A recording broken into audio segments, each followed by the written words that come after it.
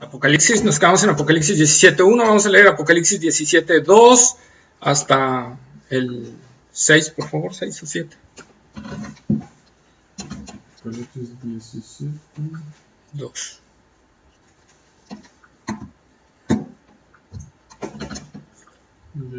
Hasta donde dice el versículo y el ángel le dijo, ¿por qué te asombras? Hasta ahí, por favor.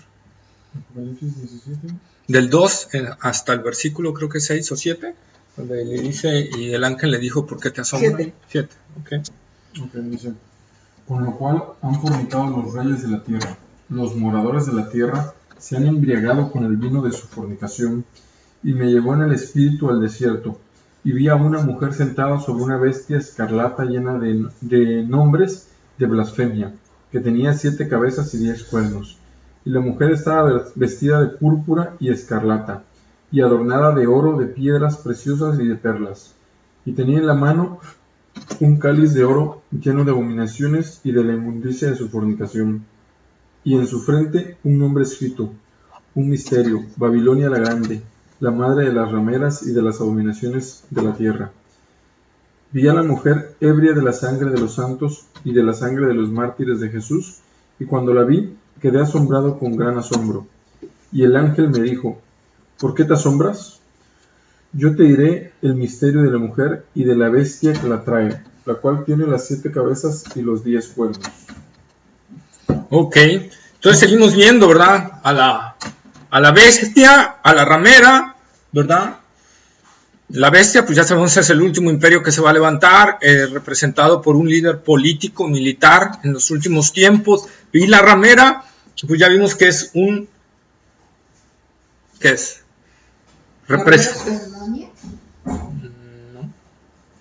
No. La ramera es la iglesia falsa, ¿no? Así es, la ramera representa la religión falsa, ¿verdad? Que viene, dijimos, desde los tiempos de Babilonia, desde antes, perdón, de los tiempos de Nimrod, ¿verdad? ¿Se acuerdan de la Torre de Babel? Sí. Desde esos tiempos viene esa religión falsa, donde el hombre, ¿verdad?, busca centrarse en el yo y rebelarse directamente contra Dios. Desde ahí viene y desde ahí se instituyen muchas cosas que hoy en la fecha han afectado, ¿verdad?, y transformado la vida de iglesias, ¿sí? Y que hoy en día estamos viendo que inclusive está esa religión infiltrándose en las iglesias de corte cristiano, evangélico, ¿verdad? Está infiltrándose esta religión falsa, esta ramera está empezando a infiltrarse, ¿sí? Y llegará al punto, ¿verdad?, que esta religión va a dominar sobre todos, ¿sí? Sobre todos. Y con esta religión, esta ramera, dice que los reyes de la tierra cometieron fornicación. ¿Qué quiere decir? Que se aliaron con ella para poder conseguir sus objetivos, ¿sí? Los reyes de la tierra van a tener que negociar con la ramera, con este sistema religioso, para poder cometer sus cosas, sus acciones, los que ellos quieren, ¿sí? Y no es de mucho pensar, porque dice que los moradores de la tierra estarán embriagados del vino de la fornicación de esta ramera. ¿Qué quiere decir? Cuando alguien está embriagado, ¿cómo se le puede decir? Está entontecido por el alcohol, ¿verdad? Lo entontece, está gozoso y no se da cuenta de lo que está pasando alrededor, no abre los ojos, no entiende la realidad, no está viendo la realidad, ¿verdad? Está en otro rollo, ¿sí? Y eso es precisamente lo que hace una religión falsa, te saca del mundo real que estás viviendo, ¿sí? Del mundo real que está pasando alrededor. Como hoy vimos en el canto, no podemos cerrar nuestros ojos a ver lo que está pasando alrededor. La inmoralidad que hay en nuestra tierra, la maldad, la violencia, los asesinatos, los niños huérfanos dejados en la calle, los drogadictos, todo eso, si nosotros nos sacamos de ese mundo real, entonces ya estamos embriagados en otra cosa, porque estamos sacando nuestros ojos de la realidad. ¿Qué es lo que quiere Dios? La religión auténtica y verdadera, ¿cuál es? Dice que visitemos a los huérfanos, a las viudas, a los desamparados. Eso es lo que dice el Señor. La palabra del Señor es: id y predicad el evangelio al otro, id y haced discípulos a todas las naciones, vayan y háblenles, porque el evangelio es lo único que puede hacer cambiar a una persona. Por eso es que nosotros tenemos que predicar. Pero si nosotros nos salimos de ese mundo real, entonces ya estamos viviendo una religión falsa. Ya estamos viviendo una religión falsa. Cuando ya no vemos lo que está sucediendo alrededor y no nos duele, no nos lastima, estamos viviendo una religión falsa. ¿Sí? Efesios capítulo 2, versículos 2 y 3. Efesios está en el nuevo. Hechos, Romanos, 1 y 2 de Corintios, Gálatas, Efesios. Ay, perdón. Ahora se me escucha. ¿Efesios qué? Efesios capítulo 2, versículos 2 y 3. En los cuales anduvisteis en otro tiempo, siguiendo la corriente de este mundo, conforme al príncipe de la potestad del aire, el espíritu que ahora opera en los hijos de desobediencia, entre los cuales también todos nosotros vivimos en otro tiempo, en los deseos de nuestra carne, haciendo la voluntad de la carne y de los pensamientos, y éramos por naturaleza hijos de ira, lo mismo que los demás. Ahí está, ¿verdad? Satanás ha cegado el entendimiento de la gente, los tiene embrutecidos. La religión, ¿por qué los reyes permiten la religión? ¿Por qué los gobiernos permiten la religión? Porque saben que a través de la religión pueden controlar a las masas. Claro. Eso es sencillo.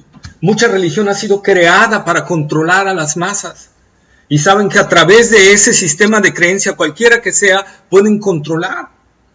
Por eso Mahoma controló a un gran grupo de personas, ¿verdad?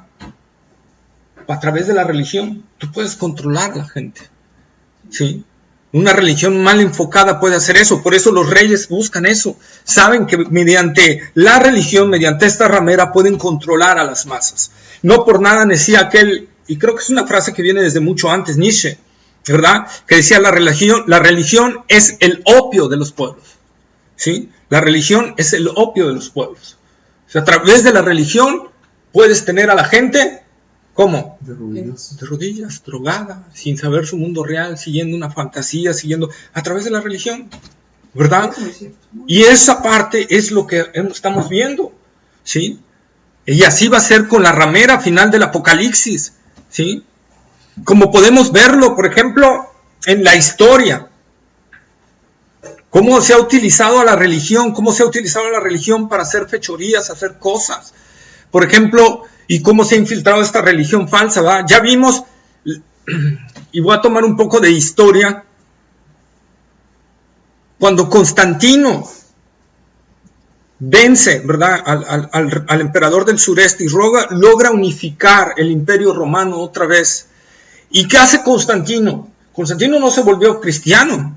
Muchos dicen que se volvió cristiano. No es cierto, no se volvió cristiano. Él actuó inteligentemente, sabía que había problemas de división en su imperio, pero veía que los cristianos tenían unidad en ese tiempo. Veía que los cristianos eran unidos. Entonces dijo, voy a traerme esa religión como la religión oficial de mi gobierno para que haya unidad. Y eso actuó con astucia. ¿Y se aprovechó de esa situación? Se aprovechó y lo jaló tácticamente como político, como va a ser la ramera, como va a ser el anticristo en ese tiempo. Recordemos que como vimos y leímos, la ramera, esta mujer, ¿verdad?, va a estar sentada por un tiempo sobre la bestia. Eso quiere decir que la va a controlar aparentemente, la va a dominar por un tiempo. Pero esa es la astucia de la bestia. Dejarse dominar un tiempo por la religión hasta obtener todo el poder y de ahí le va a decir, aquí te destruyo. ¿Por qué? Porque el centro de la religión ahora quiere ser él. Y lo va a lograr por un tiempo. Entonces nosotros estamos viendo que Constantino funda, ¿verdad?, el poder. Y en el siglo V viene el primer cisma de la historia. Cuando se divide Iglesia Católica e Iglesia Ortodoxa. Y ya se los conté eso la vez pasada. Pero a raíz del siglo V y siglo VI empieza a verse la deformación total del sistema cristiano. A tal grado, ¿verdad?, que la misma historia nos los dice. Cómo los reyes se sometían a la Iglesia Católica. ¿Por qué? Porque sabían que la Iglesia Católica los podía hasta destituir. Les levantaba al pueblo y sucutum. Entonces los reyes le tenían miedo a la Iglesia Católica. Y se sometían a ella. Además, por el miedo de que fueran lanzados, porque les hablaban acerca de excomulgarlos de la iglesia, ¿verdad? De echarlos fuera, y eso era irse al infierno. Pues en México pasó lo mismo, ¿no? Sí. La Iglesia Católica ha dominado mucho. La Santa Inquisición y todo eso. A ese punto vamos, ¿verdad? De ahí, ¿qué pasó? A través de ese sistema de error, ¿verdad? ¿Qué hizo? Vino la Inquisición. Que la iglesia lo llamó la Santa Inquisición, que de santa no tuvo nada. Que hoy en día piden perdón por haberla hecho, ¿verdad? Pero donde mataron a millones de cristianos, donde mataron a científicos, porque querían tener al pueblo como embrutecido. Que no supieran leer, que no supieran escribir, eso era lo principal, ¿verdad? De ahí vemos la función que va a tener la religión, es un parecido, donde cómo van a ir dominando a través de la fuerza, pueden mover masas. ¿Por qué la gente podía hacer la Inquisición cuando veían tantas muertes? Cuando la gente veía todo el mal, ¿y por qué la gente seguía con la Iglesia Católica? Porque tenían miedo. Porque tenían miedo. Entonces vemos cómo puede dominar una religión las masas. Cómo pueden dominar, ¿verdad? Así a imperios poderosos. El pueblo, aturdido por el temor psicológico que había puesto el catolicismo sobre sus súbditos. Así vemos lo terrible que puede ser la religión falsa, que sus frutos pueden ser ver en millones de muertes, ¿verdad? Millones de muertes. Está escrito en la historia que una de las financiamientos de Hitler fue a cargo de la Iglesia Católica. La Iglesia Católica fue una de las que apoyó económicamente y religiosamente a Adolfo Hitler. Entonces nosotros podemos ver esa parte. No por nada los reformadores, ¿verdad? Que ya dijimos que Martín Lutero no quiso, en primer lugar, salirse de la Iglesia Católica. Quiso reformarla. Pero lo excomulgaron. El Papa lo excomulgó. Entonces él tuvo que hacerse a un lado y empezar, ¿verdad?, a contradecirlo. Pero nosotros vemos que por eso los reformadores conocían al Papa y lo decían que era el anticristo, y el Vaticano la gran ramera. Por todos los hechos que estaban cometiendo, que por dinero movían cosas, ¿verdad? Las indulgencias de Tetzel, que hoy en día las vemos en muchas iglesias cristianas, ¿verdad? ¿Qué hacían? Iba Tetzel, pedía, en cuanto caiga tu moneda aquí adentro, el alma de tu familiar va a salir del infierno. Dice Martín Lutero, nadie puede sacar un alma del infierno, solo Dios. Y si el Papa tiene el poder de sacar las almas del infierno, ¿por qué no saca a todos? Eso decía Martín Lutero. No caía la moneda. ¿Eh? Porque no caía la moneda. Porque no caía la moneda.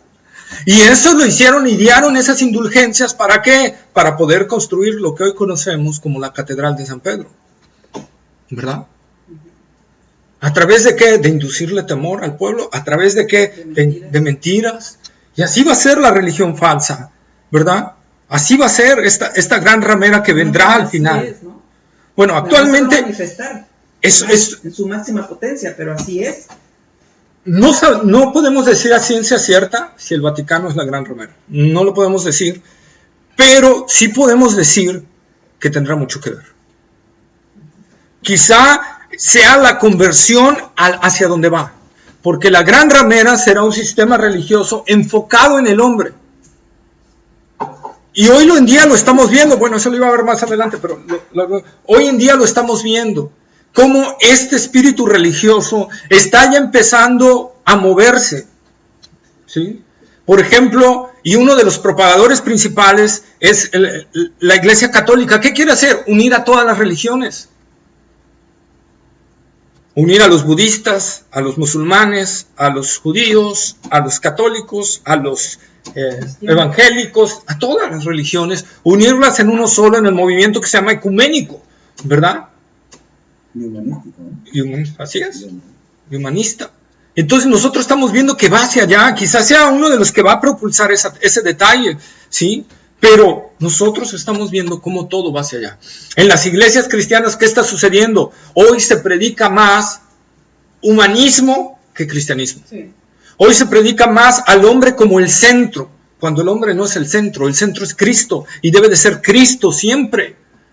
Entonces, hoy en día en las iglesias cristianas vemos muchos detalles de tú lo puedes lograr, decláralo, recíbelo, hazlo, en ti está el poder, tú puedes llegar al éxito, tú puedes llegar a esto, tú, yo,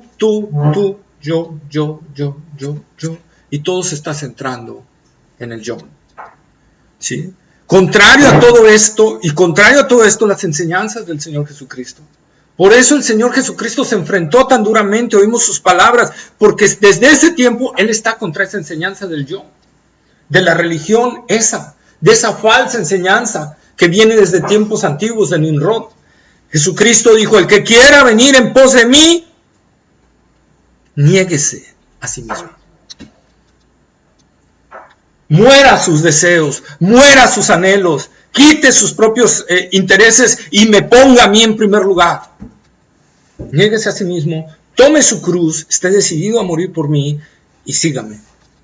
Ahí vemos a Jesús hablando en contra de esa religión, en contra de eso que se estaba viniendo, porque Jesús está sabiendo ciertamente que aún en esos tiempos los judíos tenían ese sistema centrado en ellos, no en Dios.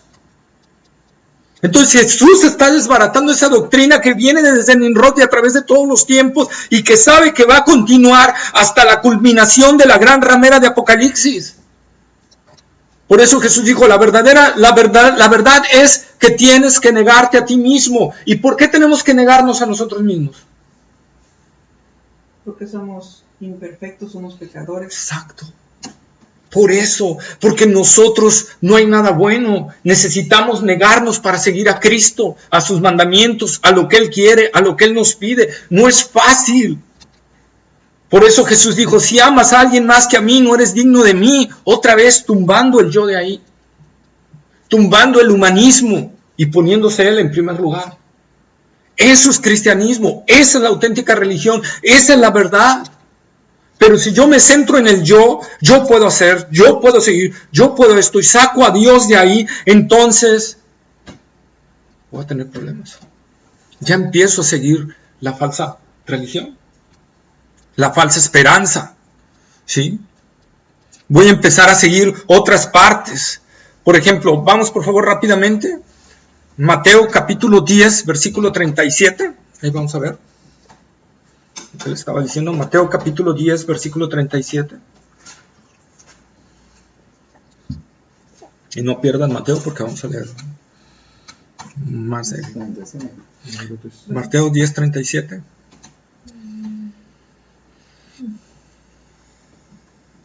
El que ama a padre o madre más que a mí no es digno de mí. El que ama a hijo o hija más que a mí no es digno de mí. Ahí está, ¿verdad? Donde se destroza todo rincón hacia una adoración hacia nosotros mismos, hacia adorar a otro ser humano, hacia adorar a otra persona. Dios tiene que ser el centro. Por eso la ley se resumía en dos grandes mandamientos. Amarás al Señor tu Dios con todo tu corazón, con toda tu mente, con todas tus fuerzas, ¿verdad? Ese es el principal. Y el segundo es amarás a tu prójimo como a ti mismo. Pero el primero tiene que estar por arriba del segundo. Si no, no puede. Si están a la par, no. Primero tiene que ser el amar a Dios por sobre todas las cosas. Mateo 16, 24 y 25.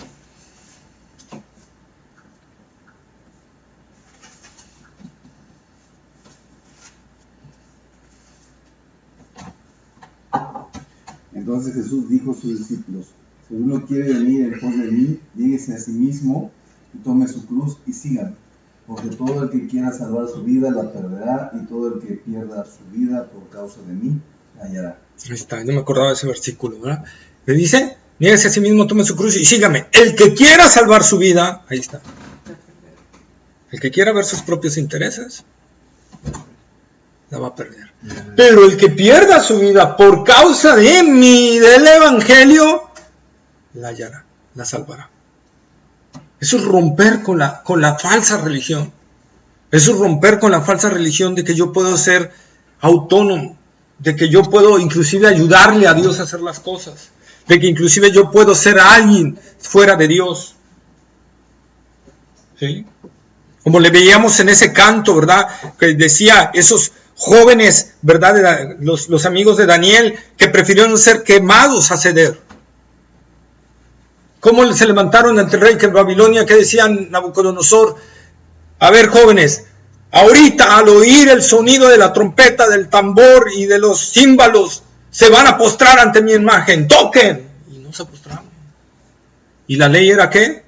Que si no se postraban, serían echados en un horno de fuego. Y Nabucodonosor se airó, porque en ese tiempo era un rey soberano y nadie podía decirle no había senado, no había nada. Él les decía. Entonces dice que calienten 7 veces ese horno. Ahora sí, jóvenes, ¿qué van a hacer? Y dijeron: no vamos a inclinarnos, rey. El Dios en el que creemos nos puede librar de tu horno. Y si no nos librare, aún así no nos vamos a postrar. ¿Fíjense? Qué fe.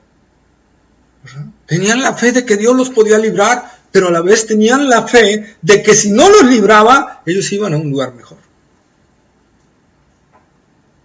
¿Verdad? ¿Y qué pasó? Los echaron y Dios los rescató de ahí. ¿Verdad? Sin que se quemaran ni siquiera un pelo o un hilo de sus túnicas, dice la palabra, ¿verdad? Entonces nosotros vemos esa parte donde el Señor dice: pero tienes que renunciar. Pero tienes que renunciar y buscar lo que yo quiero para tu vida. Marcos capítulo 8, versículo 33. Marcos capítulo 8, versículo 33.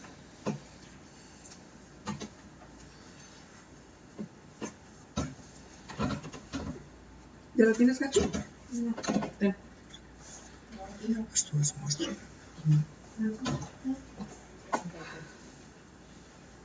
Pero él, volviéndose y mirando a los discípulos, respondió a Pedro, diciendo: quítate delante de mí, Satanás, porque no pones la mira en las cosas de Dios, sino en las de los hombres.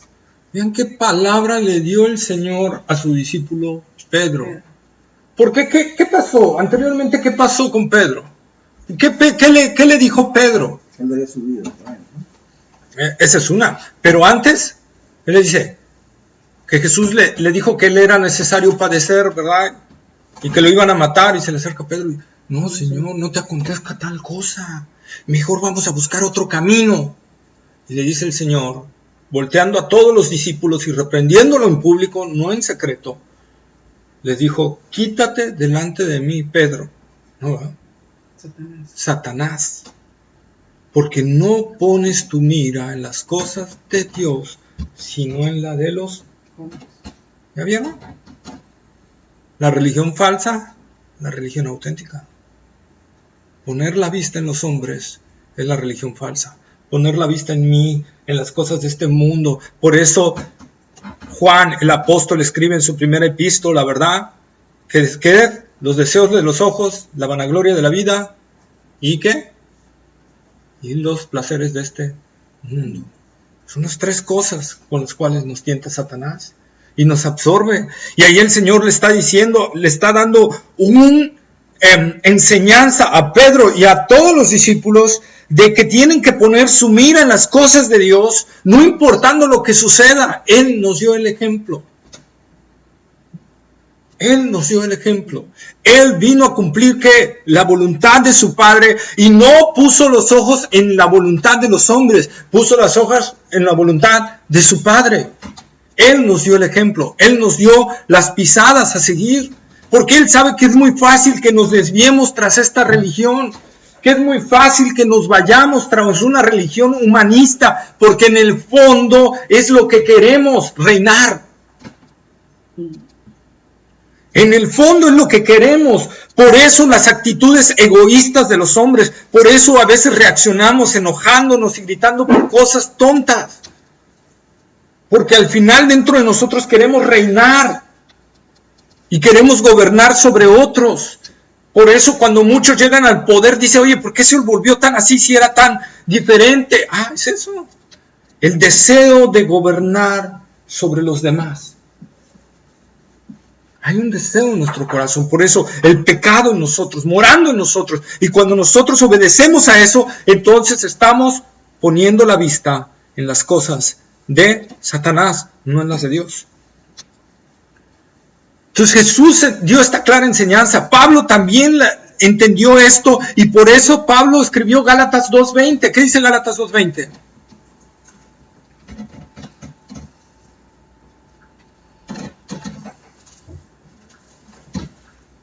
Con Cristo estoy juntamente crucificado, y ya no vivo yo, mas vive Cristo en mí, y lo que ahora vivo en la carne, lo vivo en la fe del Hijo de Dios, el cual me amó y se entregó a sí mismo por mí.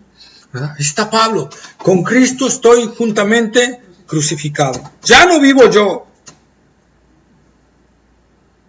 Ahora Cristo vive en mí.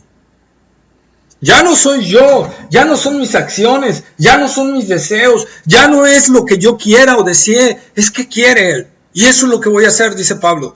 Eso es poner la mira en las cosas del Señor. Por eso Pablo escribiendo dice, consideraos muertos al pecado, pero vivos para con Dios.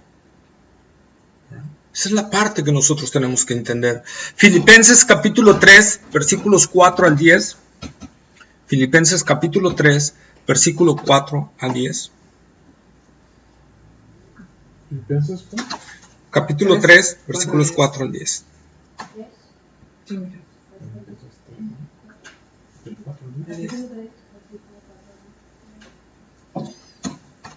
Aunque yo tengo también de qué confiar en la carne, si alguno piensa que tiene de qué confiar en la carne, yo más. Circuncidado al 8º día del linaje de Israel, de la tribu de Benjamín, hebreo de hebreos, en cuanto a la ley, fariseo, en cuanto a celo, perseguidor de la iglesia, en cuanto a la justicia que es en la ley, irreprensible. Pero cuántas cosas eran para mi ganancia, las he estimado como pérdida por amor de Cristo, y ciertamente aún estimo todas las cosas como pérdida por la excelencia del conocimiento de Cristo Jesús, mi Señor, por amor del cual lo he perdido todo y lo tengo por basura para ganar a Cristo, y ser hallado en Él, no teniendo mi propia justicia que es por ley, sino la que es por la fe de Cristo, la justicia que es de Dios por la fe, a fin de conocerle y el poder de resurrección y la participación en sus padecimientos, llegando a ser semejante a Él en su muerte. Está, ¿verdad? Dice Pablo, para mí cuántas cosas eran ganancia. Pablo, hablando de su ciudadanía judía, tenía todos los privilegios. Circuncidado al 8º día, eso le daba privilegios ante los judíos. De la tribu de Benjamín le daba privilegios, ¿verdad? En cuanto a la ley, fariseo. Los fariseos eran los más respetados en ese entonces, ¿sí? Pablo tenía de qué vanagloriarse si quería en la carne. Pablo tenía de qué decir, y aparte de eso que no lo nombra ahí, era ciudadano romano. Que eso le daba garantías ante Roma tremendas. Y Pablo dice, pero todas esas cosas las tengo por basura. El griego literal es estiércol. La tengo por estiércol, por la excelencia del amor de Jesucristo. Eso es lo que Cristo ha predicado, eso es lo que los apóstoles han predicado y eso es lo que nosotros tenemos que entender, porque ese es el otro es el sistema engañoso, este es el sistema de la verdad, el que nos está hablando la palabra de Dios. Si ponemos nuestras miradas en nosotros, estamos perdiendo de vista el evangelio auténtico, el evangelio verdadero, ¿verdad? Necesitamos voltear a ver a Dios y ver qué es lo que quiere Dios de nosotros. ¿Qué es lo que quiere Dios de nuestra vida? ¿Cómo puedo yo servirle al Señor? Tenemos que ser como Pablo cuando recibió la conversión, ¿verdad? ¿Qué quieres que yo haga, Señor? Esa debe ser nuestra oración. Señor, ¿qué quieres tú que yo haga? ¿En qué te puedo servir? Hacerle como el niño que llegó a la multitud. Hasta los niños pueden servir al Señor. Y que llegó a la multitud. ¿Y qué le llevó al Señor? ¿Qué dijeron los discípulos? ¿Qué les podemos dar de comer a esta multitud inmensa? Los panes. ¿Verdad? Y tiene un niño con 5 panes y 2 pececillos.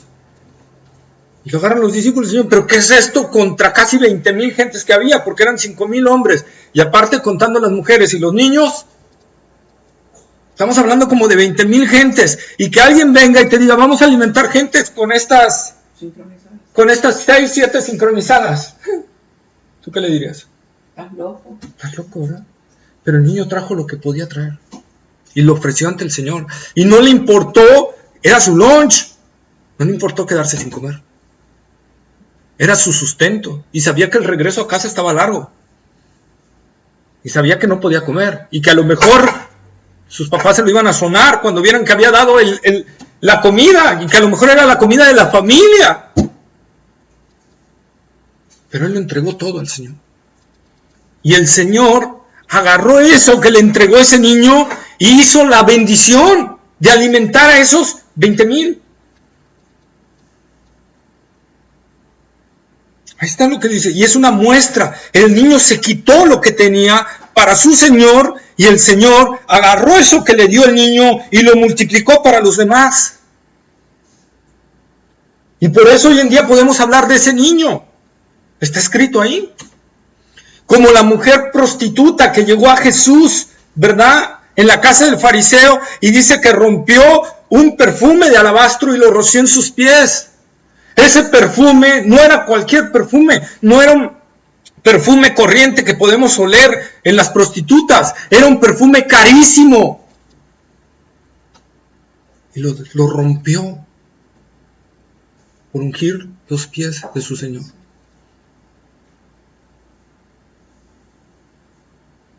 A veces no queremos romper nuestro alabastro, a veces no queremos romper lo que nos cuesta, pero el Señor dice, tienes que romperlo, porque de lo contrario estás poniendo la vista en ti y no la estás poniendo en mí.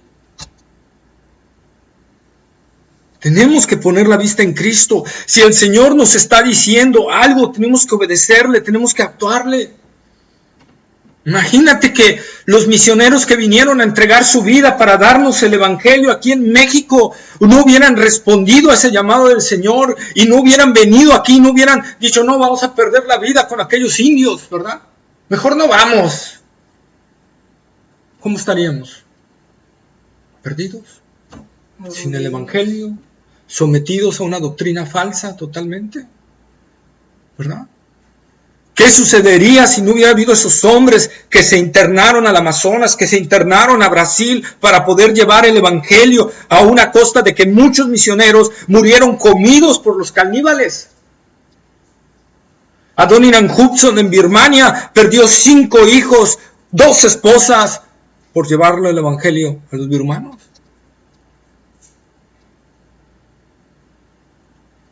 Pero Dios al final es fiel. Y lo que tú le das, Él lo bendice. Y lo multiplica en los demás. Y a ti te va a premiar ¿cuándo? Allá arriba. Allá arriba. Allá arriba.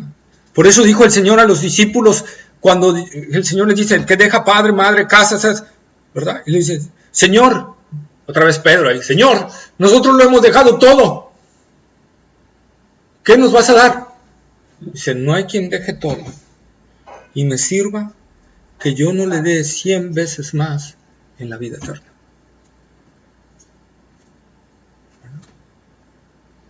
Entonces nosotros estamos viendo esas palabras del Señor. En realidad, ¿por qué? Porque ¿en quién estamos confiando? Centrémonos en ese punto. Cuando yo estoy confiando en mi capacidad, cuando yo estoy confiando en mí, estoy perdiendo mi vista de Dios. Estoy perdiendo mi vista de Él. Y entonces ya estoy haciendo las cosas en mi, ¿qué? Voluntad. ¿En mi qué? En tu modo, ¿verdad? No al modo de Dios, no lo que Dios quiere, no lo que Dios está diciendo. Y no es casualidad que hoy, como les dije, veamos muchas iglesias con la etiqueta de cristianos o evangelios predicando un evangelio egocéntrico. Esto es muestra de que Cristo ya está cerca, porque ya se está dando todo para que surja, ¿verdad? Y se unifique y surja esta ramera, este sistema religioso que hará que todos beban de su vino, ¿verdad? Recordemos que una de las funciones de Satanás y los demonios en clase pasadas, una de las funciones que tienen es que infiltrar falsas doctrinas. Primera de Timoteo 4:1.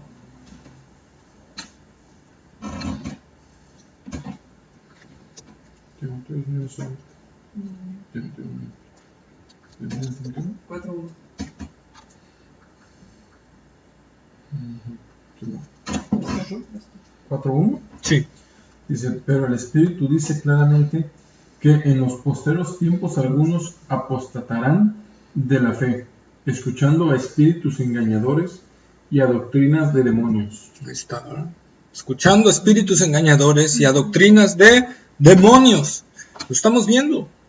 Postreros tiempos.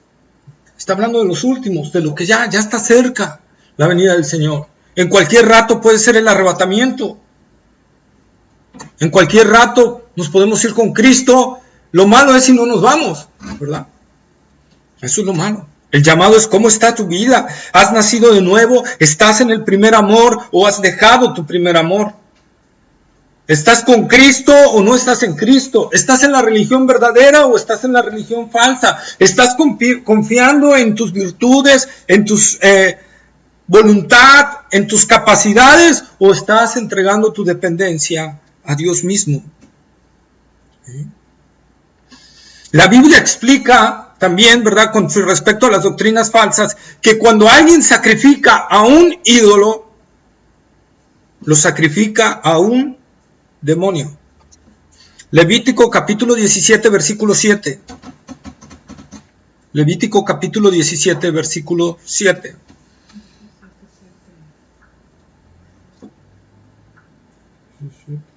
Dice, y nunca más sacrificarán sus sacrificios a los demonios, tras de los cuales han fornicado, tendrán esto por estatuto perpetuo por sus edades. Ahí está, ¿verdad? Nunca sacrificarán más a los demonios.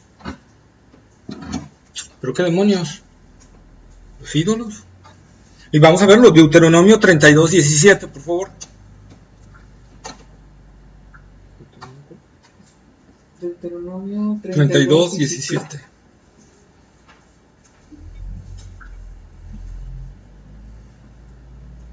Sacrificaron a los demonios y no a Dios, a dioses que no habían conocido, a nuevos dioses venidos de cerca, que no habían temido vuestros padres. Ahí está, ¿verdad? Segunda de Crónicas 11:15.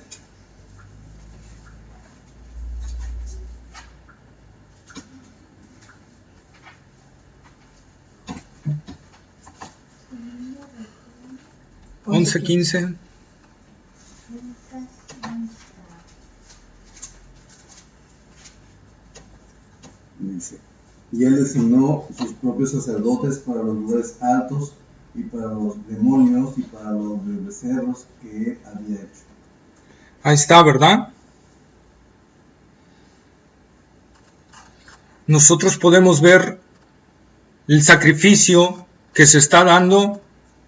Salmo 106:37, que cada vez que alguien sacrifica un ídolo, está sacrificando a un demonio. ¿Salmos es lo mismo? Sí, Salmos, sí, es lo mismo. ¿Qué? 106:37. Es que Salmos es el compendio y Salmo es el capítulo. 106. Salmo 106:37.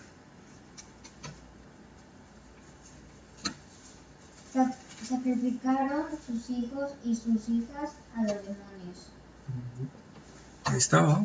Entonces podemos ver nosotros esa parte. El sacrificar a un ídolo es sacrificar a un demonio. Ahora, ojo, un ídolo no nada más es algo de yeso, no nada más es una imagen. ¿Qué más? Puede ser el dinero, puede ser tu esposa, puede ser tu esposo, pueden ser tus hijos, puede Sí. ser tu trabajo. Todo aquello que ocupe el lugar Número uno. número 1.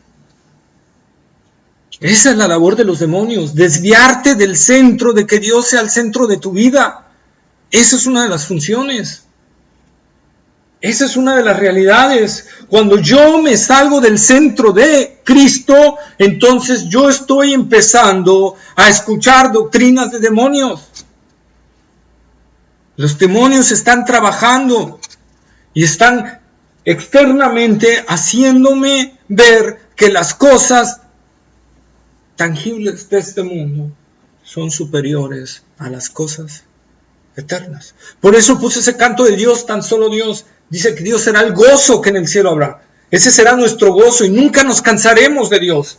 El problema es que estamos aquí en la tierra con una naturaleza aún no redimida, con una carne aún no cambiada, y de repente nos cuesta trabajo orar, y de repente nos cuesta trabajo leer la Escritura, y de repente nos cuesta trabajo congregarnos, y de repente nos cuesta trabajo ser testimonio ante la gente, y de repente nos cuesta hacer trabajo entregarnos a Dios. Porque ese es el sacrificio día a día. Cuesta trabajo, pero hay que sacrificarse. Hay que doblegar a la carne. Hay que luchar contra la carne. No quiero orar. Oramos. Aunque no quiera. Aunque no sienta la oración. Orar. Por eso decía Pablo, orad sin cesar. Estamos en una guerra activa con demonios. Estamos en una guerra activa contra nuestra carne que no quiere. Si ya tuviéramos los cuerpos glorificados, pues no habría ningún problema. Por eso nuestra eternidad en el cielo será muy diferente. Pero aquí en la tierra, aquí sí tenemos luchas. Y la lucha es que no vas a sentir ganas de orar. Te vas a levantar y vas a decir, ay, ¿para qué oro? Ay, un ratito más, Señor, un ratito más. Sí, órale, un ratito más. Un ratito. Ay, ya me tengo que levantar, ya me tengo que ir al trabajo. ¿Verdad? Ay, ya llegó la hora de la comida. Bueno, después de comer. Ay, ya comí, ya me siento cansado. Al rato en la noche. En la noche, ay, ya salí cansado, ya me voy a dormir. Y no oraste en todo el día. ¿Verdad? No estudiaste, no escudriñaste la palabra, no la meditaste en el día. De día y de noche, ¿cuál es el mandato? De día y de noche meditarás en ella. Ahí están, por algo son los mandatos del Señor. Por algo el Señor nos está diciendo que día y noche tenemos que meditar en la palabra. Por algo el apóstol Pablo está diciendo, inspirado por el Espíritu Santo, oren sin cesar. Porque cuando nosotros no lo estamos haciendo, estamos en franca vulnerabilidad para que nuestro corazón, a través de los dardos del maligno, se empiecen a desviar tras una realidad falsa. Y entonces nuestro corazón se empieza a alejar de Dios poco a poco. Y cuando ya nos damos cuenta, pero no nos damos cuenta, ¿verdad? Y perdón por lo que digo, pero es la realidad. Estamos ya fuera de Dios creyendo que seguimos en Dios. Ya estamos fríos o tibios, ¿verdad? Ya estamos así. Hasta que Dios tiene que mandar algo para cambiarnos si somos hijos. Y tiene que enviar una disciplina para cambiarnos y transformarnos y moldear nuestra vida. Si somos hijos, si no somos hijos, estamos peor. Pero la verdad es esa. Por eso la palabra de Dios nos insta grandemente a día buscar al Señor. Porque el bombardeo es muy grande. Ustedes, niños, jóvenes, adolescentes, van a ser bombardeados día a día en las escuelas. Día a día con sistemas extraños, con que la evolución es cierta cuando nunca ha probado su existencia, es una hipótesis y lo declaran como ciencia. Les van a querer meter en la cabeza que el matrimonio igualitario es lo correcto. Les van a querer meter en la cabeza que ustedes a muy temprana edad pueden tener relaciones. Les van a meter en la cabeza que ustedes pueden ser el centro de su vida. Y eso se los van a bombardear día a día a día. Y no solo a ustedes, a todos nosotros con la televisión, con la música, con todo eso nos van a estar bombardeando que tú eres el centro y que Dios se va a mover a tu alrededor. Siempre y cuando seas una persona buena. Mi pregunta es, ¿quién es bueno?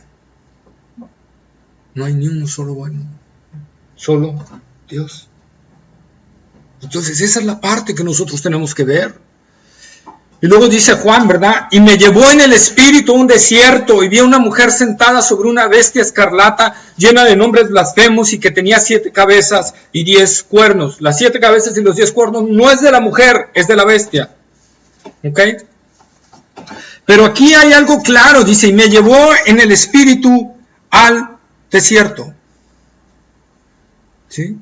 Y el desierto es un lugar donde Dios trata con muchos, con nosotros. Pero también es un lugar de juicio, y ahí es donde Dios va a enjuiciar a la ramera. Ahí Dios le está mostrando, pero lo principal que tenemos que ver en el desierto, ¿verdad? Es que en el desierto Dios trata con nosotros. Dios a veces nos lleva a un desierto para tratar con nosotros como trató con el pueblo de Israel durante 40 años. Para matar ahí su desobediencia, para aniquilar ahí su rebeldía, para hacerles ver las grandes obras que Dios hace y que confiaran en Él en medio de ese desierto. Moisés, no tenemos carne, ya estamos hastiados de ese maná que Dios nos envía todos los días. Ese hojuelita de trigo.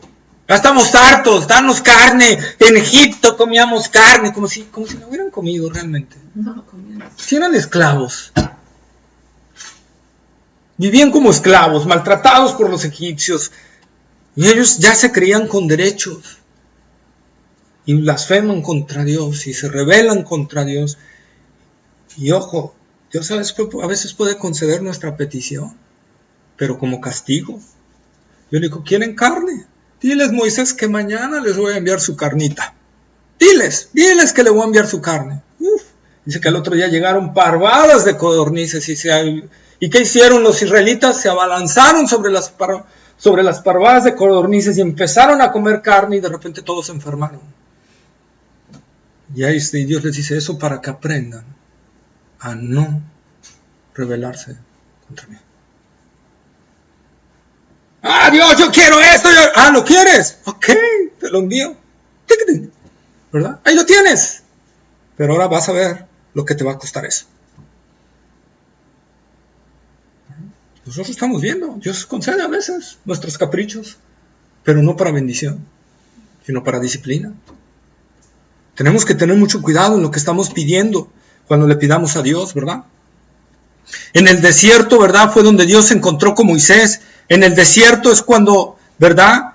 Elías marchó y se encontró con Dios y recuperó su coraje y su fe. Cuando huía de Jezabel, ¿verdad? Y se escondió en una cueva. Ahí fue Dios a encontrarlo y ahí recuperó Elías el coraje y la fe. Fue en el desierto donde Juan el Bautista adquirió madurez y recibió el mensaje de Dios, ¿verdad? Y fue en el desierto a donde se retiró Jesús para decidir el camino que había de seguir antes de lanzarse a predicar y a enseñar y a morir por la humanidad y por Dios. Mateo 4:1. Se estaba preparando, ¿no? Así es. Después de que Jesús fue bautizado por Juan, ¿qué dice? Y el Espíritu lo llevó al desierto. Y estuvo ahí Jesús 40 días y 40 noches. En el desierto. ¿Verdad? Sin comer, sin beber, probando su dependencia total de Dios. Jesús, el Espíritu Santo lo llevó a prepararse para el gran ministerio que tenía que enfrentar. Y ahí fue donde Satanás lo quiso tentar. Otra vez que pusiera la vista en él y no en Dios. Di que esta piedra se transforme en pan. ¿Tienes hambre, Jesús? Me imagino que fue por el día 39, a lo mejor, no sé. Y bien hambriento Jesús y le dice, mira, tú tienes el poder para transformar esta piedra en pan, hazlo. Jesús con la palabra lo podía hacer. No le costaba nada. Pero si lo hacía, ¿qué estaba haciendo? Perdiendo el propósito de Dios para su vida. Por eso le dijo, escrito está, Satanás, no solo de pan vivirá el hombre, sino de toda palabra que sale de la boca de Dios. Yo me gobierno por lo que Dios dice, no por mis necesidades. Toda la tentación era tratando de que Jesús quitara su enfoque de la cruz y lo pusiera en él mismo. ¿Sí? Bien puede ser que no haya suficiente tranquilidad en nuestras vidas para que podamos recibir el mensaje que Dios está ansioso por comunicarnos. Y a veces Dios nos tiene que llevar a un desierto, ¿verdad? Dios nos tiene que llevar al desierto y tratar ahí con nosotros. Nos puede tratar para disciplina y a los impíos para juicio, ¿verdad? Ahí en el desierto. Dios, ¿verdad? Cuando dice la ramera, ¿qué quiere decir esto? La ramera. Dios no la está conociendo como parte de ella. Dios la está conociendo como una acción, como una mujer indigna de él, ¿verdad? Esta religión adúltera al culto a Dios con muchas falsedades y combinación de otras religiones. Dios declaró varias veces a Israel rameras cuando lo abandonaron.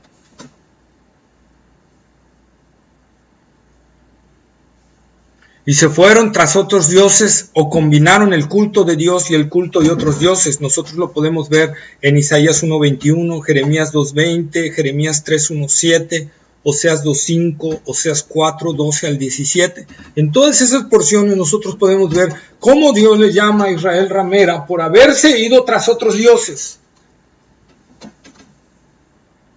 Dios siempre quiere un culto limpio hacia Él. Dios siempre quiere una adoración pura. Dios siempre quiere nuestra obediencia real. Por tanto, toda desviación es tomada como adulterio para Dios. Fijémonos lo que nos advierte Santiago. Santiago capítulo 4, versículo 4, por favor. Santiago 4:4.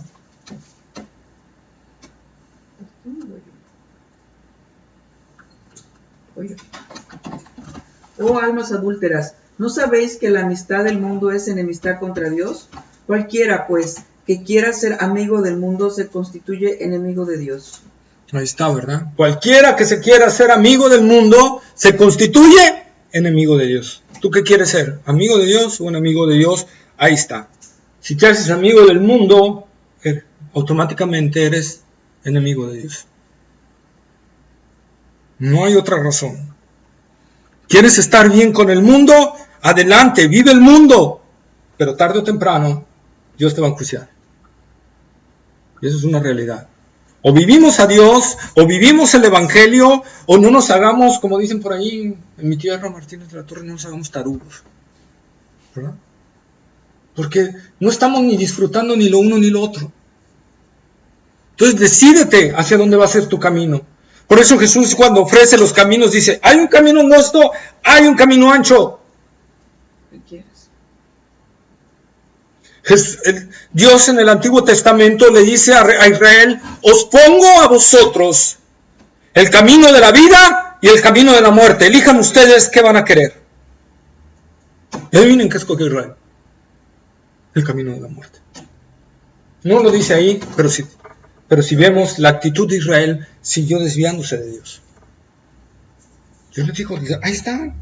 Dios nos está dando el mensaje. Este es el camino. El camino angosto es el que tienen que seguir. No va a ser un camino fácil. Es un camino difícil. Se tienen que esforzar, pero yo les voy a dar el poder para poder esforzarse si me buscan realmente. Pero es difícil, porque te tienes que negar, porque van a venir pruebas a tu vida difíciles, porque la gente a lo mejor te va a odiar, porque tus seres queridos a lo mejor se van a alejar de ti, tus amistades y todo, pero este es el camino verdadero. Puedes elegir este si quieres, pero ese lleva a la perdición eterna. Escogeos hoy a quién sirváis, dijo el profeta Elías. Si a Baal, o a Dios, o a Jehová, o a Yahvé. Escojan hoy a quién van a servir, si al mundo, a Satanás y a sus deseos, o a Dios. Pero no podemos estar en medio. Tú no estás en un punto de indecisión donde decidas y digas, bueno, voy a meditarlo, Señor. Por eso el mensaje de Dios dice, hoy es el día de salvación, hoy es el día aceptable, hoy. No puedes dejarlo para otro día, porque dejarlo para otro día es rechazar el mensaje que Dios te está dando para tu vida. Y si lo rechazas, ¿qué quiere decir? Que tú estás eligiendo andar por el otro camino. Tú ya tomaste una decisión cuando no eliges. Tomaste la decisión de ir por el otro camino. No es fácil seguir a Cristo. Por eso Jesús dijo, hagan cuentas. El que va a construir una torre, primero tiene que hacer cuentas para ver si tiene todo para poder acabarla. Porque si no, va a ser el ridículo de todos. ¿Sabes qué versículo es ese? Está ahí mismo en el que vimos de Mateo, si no te lo busco, en Mateo 16, 20 creo. Ahorita te lo checo. Cuando dice, donde leímos Mateo 16, 24, 25, creo que ahí es donde narra esa parte. Si no, ahorita te lo busco. Pero chéquenlo ahí. Entonces, esa es la palabra del Señor. Esa es la verdad. ¿Tienes el deseo realmente de la vida eterna? No te suceda como el joven rico. Ese es un ejemplo para nosotros. Y no es porque sea rico, puedes ser pobre y también tener tus afanes en las riquezas. Pero ¿cuál fue el Jesús que le dijo? Anda, vende todo lo que tienes y dalo a los pobres. ¿Y qué pasó con el rico? ¿Él lo quiso? Se entristeció, porque sus riquezas eran muchas. Y entonces ahí que Jesús le estaba mostrando que no estaba amando a Dios, que su eje central era el dinero. Y es donde nosotros podemos perder el punto. No es la riqueza o la pobreza, es el enfoque al dinero. Donde el dinero para ti es lo que te sostiene, es lo que vive, es para ti. Sin el dinero no puedes vivir. Si el dinero no se mueve, no te andas preocupado, andas con ansiedad, ¿verdad? Ya no vives igual, ya no tienes el mismo gozo, ya no tienes la misma paz. Lo que decía un hermano por ahí, si no eres igual de gozoso cuando traes dinero que cuando no traes dinero, entonces tu Dios es el dinero. No hay de otra. Entonces eso es lo que nos puede pasar. Por eso es que Jesús habla tantas veces contra el dinero, porque el dinero tiene esa falsedad de podernos desviar de la mirada de Cristo. Y es ahí donde tenemos que poner mucho cuidado, porque se trata de nuestra eternidad. Se trata de nuestra eternidad. Puedes ser rico, puedes ser pobre, y tu enfoque puede estar en el dinero. En el dinero. Por eso dijo Jesús, no puedes servir a dos señores. O sirves a uno, o sirves al otro. No puedes servir a Dios y a las riquezas. No puedes seguir a ambos. O me sirves a mí, o sirves al dinero. Pero yo no voy a competir con el dinero.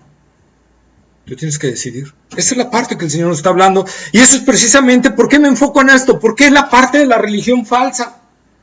Hacia ahí va enfocado. Y todos bebieron de esa parte. ¿Sí?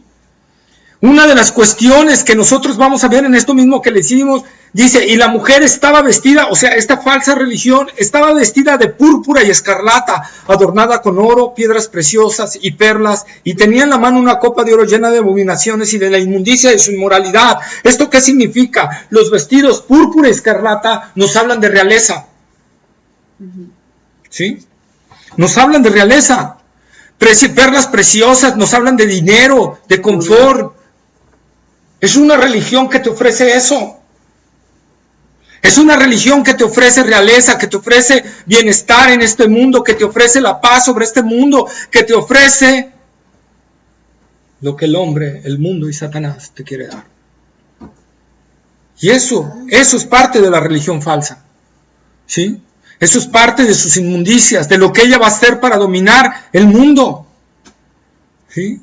Y creer que al final tiene a la bestia bajo su control y no la va a tener. Y lo peor de todo es en el versículo 6. Y vi a la mujer ebria de la sangre de los santos y de la sangre de los testigos de Jesús, y al verla me asombré grandemente. Aquí es fuerte la expresión en griego. Podríamos decir que y vi a la mujer tremendamente gozosa de ver la muerte de todos los cristianos, de toda la gente que se está convirtiendo en ese mundo, y ver que los matan y todo, y esa terrible religión va a gozarse grandemente, a tal grado que va a parecer como si estuviera borracha, ¿verdad? Del gozo que le va a producir ver la muerte, el tormento de los cristianos. Es terrible y por eso, y otra vez, por eso muchos cristianos en la antigüedad veían al Vaticano, ¿verdad? Como la ramera. ¿Por qué? Porque en la Inquisición, ¿qué hacían? Lo mismo, mataban a los cristianos y se gozaban. Se gozaban, se reían, se carcajeaban de ver a la gente quemándose en una hoguera y cada día perfeccionaban sus aparatos más de tormento para que el tormento se alargara. Sí, gozaban con su sufrimiento. Gozaban con el sufrimiento de las gentes. Es terrible, pero es cierto. Gozaban, se reían, hacían fiesta cuando lograban, ¿verdad?, su objetivo de matar a un líder que estaba predicando la verdad y el evangelio auténtico. Se gozaban al destruirlo.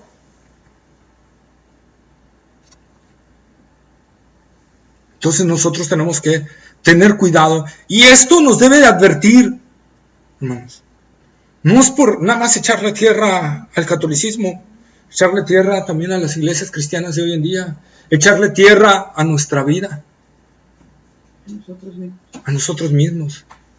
¿Cómo estamos nosotros reaccionando ante la sangre que se está derramando por todo el mundo de cristianos? ¿Cómo estamos reaccionando ante el sacrificio de Cristo?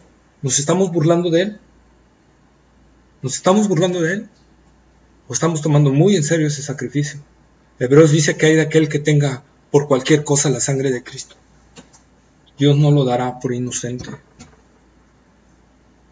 El mensaje central, amados hermanos, el mensaje que el Señor nos está hablando y nos está diciendo, ¿verdad?, es: